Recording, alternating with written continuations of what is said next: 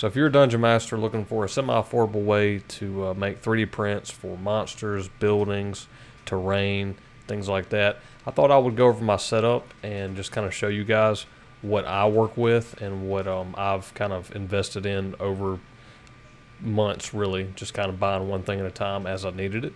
And I really feel like what I've bought is, it's not, I wouldn't say it's cheap. I would say that each thing that I got was on the cheaper end, and as a whole, I've spent a fair amount of money getting it all together. But in the same sense, I would kind of say this is sort of like a budget video in a way. Any of these printers that I'm about to show you, or any of these, or the Cure Station I'm going to show you, is, in my opinion, pretty affordable, and they all work really, really well for what I want. You know, I don't print things to make the best prints in the world. There's obviously printers that can do better than what mine can, but what I like about my setup is I have it set up in a way that it's efficient, because I don't have a whole lot of time to you know, fiddle around with the printers and this and that. Like, I really just needed something that I could plug up and it was going to work and wouldn't take up too much of my time, like a station that whenever I want to print something, no matter what it is, I can get the print done, I can get it cured, I can get it ready to be painted, and so it can get on the table. Because like I said, I don't have a whole lot of time, spare time, so I have to really do things as efficiently as possible. And at least for me, this has been the most efficient way that I've found. So I hope you guys enjoy the video, and yeah, let's take a look at the printers.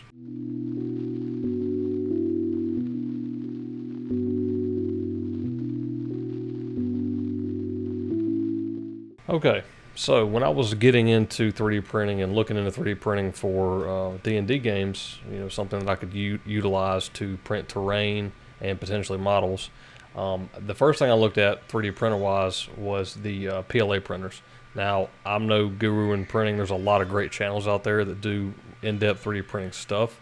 But like I said, this is more of a video about just what I would feel comfortable telling someone to go buy if they were just looking to get something, plug it in, you know, get your settings right, and get it to work and have something that's going to work and be functional. So I actually ended up getting the Ender 3 Pro is what I got, and whenever I bought it, at the time I bought it, it was $262. That's what I spent on that printer. What's nice about a PLA printer is that the PLA is non-toxic and it prints and hardens on the plate immediately, unlike a resin printer. Also, another plus to the PLA printers is that for the price you spend, you get a much bigger build plate. They can build and create much bigger things than the same price you're going to pay for, say, a resin printer. But the main reason I got the PLA printer was just for that, to print terrain, buildings, things like that, you know, for tabletop gaming. So the only negative really with a PLA printer that I've found is that they can be a little finicky. You really need to look up videos and look up how to do your settings, or either find a file offline that you can pull in to use as your settings for your PLA printer, especially if you're printing minis. I've found that the smaller the print, especially miniatures, it really, at least mine, has struggled with. And I mean, I've fine-tuned it as much as I can. I've also found that, like with the Ender 3, my build plate actually kind of sinks in towards the center just slightly, but it's just enough that I actually have to take sticky notes, and I have a line of sticky notes, just one sticky note inch, however thick a sticky note is, and I put it on there after seeing a video of a guy talking about he'd done it with his, and that kind of fixed my problem. But before I did that, it wasn't making a great connection with the plate, so it was having trouble with, like, it would be, you know, the nozzle would be closer to on the edge of the plates than it would be when it got to the center. So sometimes I was having trouble with the adhesion pretty much, but I got that ironed out. Like I said, I did the sticky note thing and I got that fixed. But that would be one thing I would say about the PLA printer as far as a negative is, you know, this is probably manufacturing stuff. So some of those plates you may get, at least with mine, I had a bad experience with the plate, but I got it worked out and now it works great for what I need. But the one thing I will say that it doesn't do good on is small miniatures. It can print small miniatures and you can get it to, you know, you can get it to print. But you're going to have some failures and it's going to be a big learning curve. And it's not really going to look super, super great or super, super clean. Now, one thing it does do, larger miniatures, like for example, this ogre right here. So see that is what I printed. I actually printed that on my Ender. That's a PLA print, and it turned out, I mean, turned out good enough for me. Like I said, I'm a casual D&D player. I play and I run games. I just now got into it. So for me, that looked pretty good, and I was happy with that. One thing I will say, so on larger stuff like this, it does much, much better with larger things, as you can see. So PLA printers with larger stuff, I mean, it really does do a really good job, especially once you have your settings kind of dialed in on them. So there's another one that I did. But yeah, I guess my point of all that was just to say that PLA printers definitely have their place, in my opinion, and they're very, very useful. They're very, if you're looking for just an overall printer that can do everything, print buildings, print miniatures, print terrain, and you don't want to deal with the hassle of resin and everything that comes with that, which we'll get to in just a minute. I got mine initially to do everything, but I soon realized with smaller prints and like little miniatures and stuff like that, stuff with more detail, and the more we got into playing D&D and the more I actually cared about how my mini looked and stuff like that, I realized like I had to do something different, which brings me to the next printer that I got. So after a couple months of really trying to dial in my PLA printer to print my minis like I wanted to, and I'll actually, going back to the PLA note, I know this video probably seems kind of all over the place, but there's a lot I really wanted to talk about in this. As I was saying earlier, with PLA printers, smaller models it doesn't do so well, and after I had it for a few months, really trying to dial in the settings and everything else, and I did my research, I looked it up, I looked at a bunch of YouTube videos. There's great ones you can go look. Those guys really know what they're talking about, but I never could get my stuff quite like I wanted to. So there's a PLA print, and for example, the hand kept breaking off. The support for the hand, no matter how I tried to put supports, I never could get it right. So the hand kept breaking off. But it's not terrible, but you can see little imperfections. I don't know how well you can see it on camera, but there's definitely some imperfections in that. Now, that was on a PLA, my Ender. Now this was on the next printer that I'm going to talk about, which is the Anycubic Photon Mono LCD Resin 3D printer.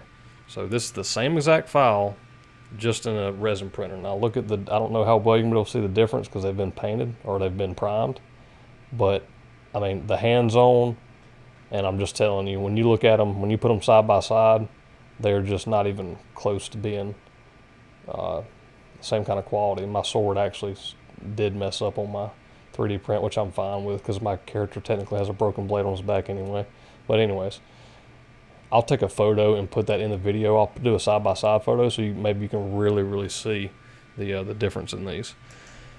So, pretty much just wanting to have better-looking minis and better-looking, miniatures for monsters and stuff like that drove me to get the resin printer, which I love. I paid, whenever I first bought it, it was $227 at the time I bought it. I think I actually got it on sale, so I got a little bit of money off of it.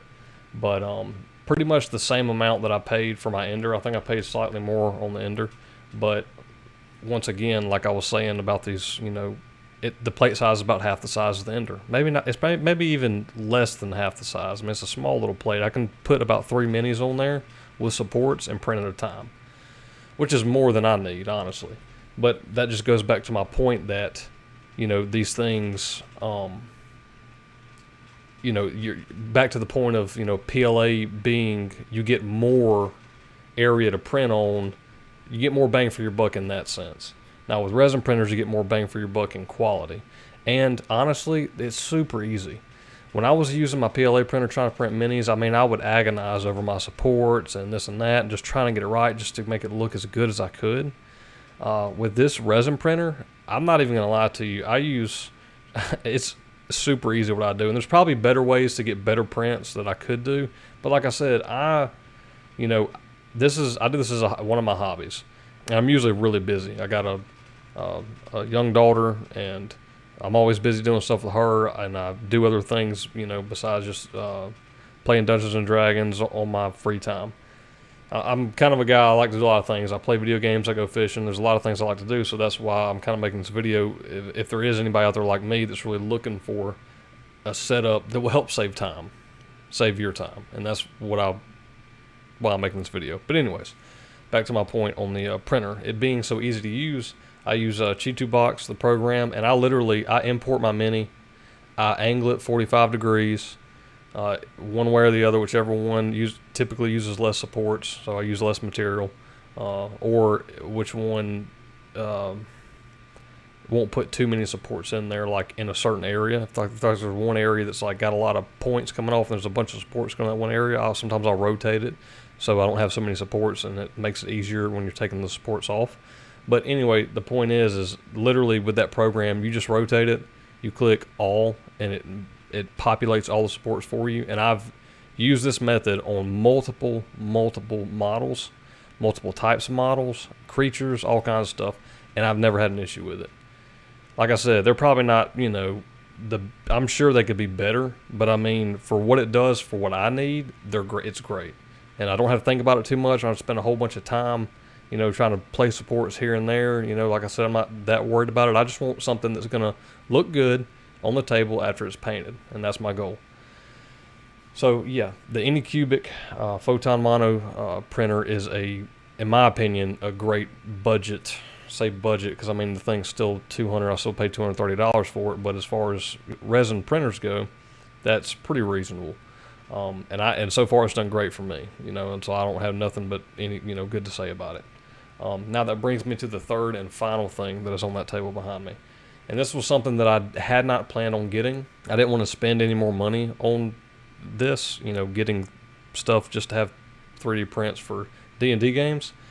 But I ended up breaking down and buying it, which is the Anycubic Wash and Cure Station. Now the reason I ended up doing this was because with these resin models, that's the thing about resin versus PLA. Resin is toxic to the touch. So you always want to wear gloves when you're dealing with it, and you always want to wear a mask whenever you're dealing with it. But the way you cure resin, the way you're supposed to cure resin, is you wash it in 100%, or I think it's 90% or more isopropyl alcohol, and then you have to cure the resin with UV light. Now, there's a lot of ways you can do that. You could take your model out and put it in the sun. I've even seen some videos where people are talking about you can put it in water out in the sun, and it cures even faster and better. You can get a little UV light and build like a box with tinfoil or something that reflects, and build your own little thing. I was gonna do that. I was just gonna put them out in the sun and or build me a little box or something like that. But after I started printing with it, I realized it was just taking more time. I've sit out in the sun take it out in the sun and do or to cure the models and hope it wasn't a rainy day. Actually, the day that I decided to go get the washes, I took a model that I just printed outside, and I was going to put it out in the sun. It was a sunny day, but the rain decided to roll through and it got cloudy, and the model sat there. It never cured.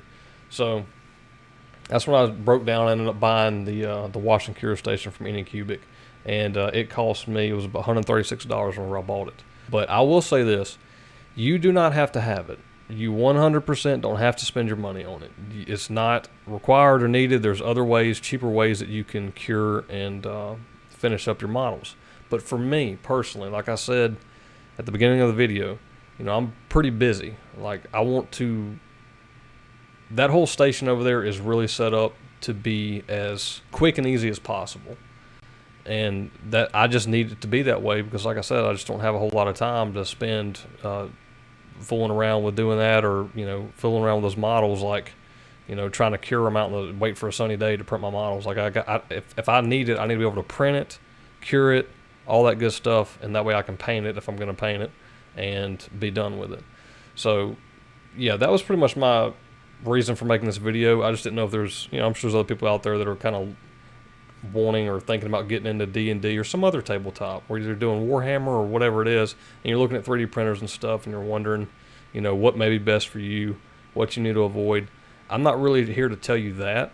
I'm just here to kind of show my setup and what really works good for me. So if there's anybody else out there like me who's on a really busy schedule, and you want to have a setup where you can print good quality minis, print terrain, bigger stuff, like I'm printing a ship for our next game. This is a It's not finished. It's modular. It has like literally multiple pieces because it's a pretty big ship. But this is all PLA. That's another great use for PLA printers right there, stuff like that. So, like I said before, the point of me making this video was just to show what I've used and what I've been using for a couple months, so I know that it works really, really well for me personally. It works great for my schedule. It's quick, it's easy, it does everything I need, and it didn't just completely break the bank. Like I said, all this together isn't cheap, but I feel like for everything that I've bought budget-wise, I think I've bought, I'm not going to sit here and say I bought the best stuff you can get for the budget, but I think I'm completely happy with what I have bought budget-wise. These are all considered budget printers, and I think that they all do really, really well. And for what I need them to do and how quickly I need them to do it and the way that they do it, they work great for me. If you did enjoy the video, consider subscribing to the channel. I'm going to start trying to do more D&D stuff because I really enjoy D&D. And hopefully one day we'll be putting campaigns on the channel. So if you're interested in those kind of things, and if you like gaming or fishing or anything like that, I'll have my other channels linked at the end of this video. Go check those out. If you like those, subscribe to those too. And yeah, guys, that's going to be it for me. I'll see you on the next video.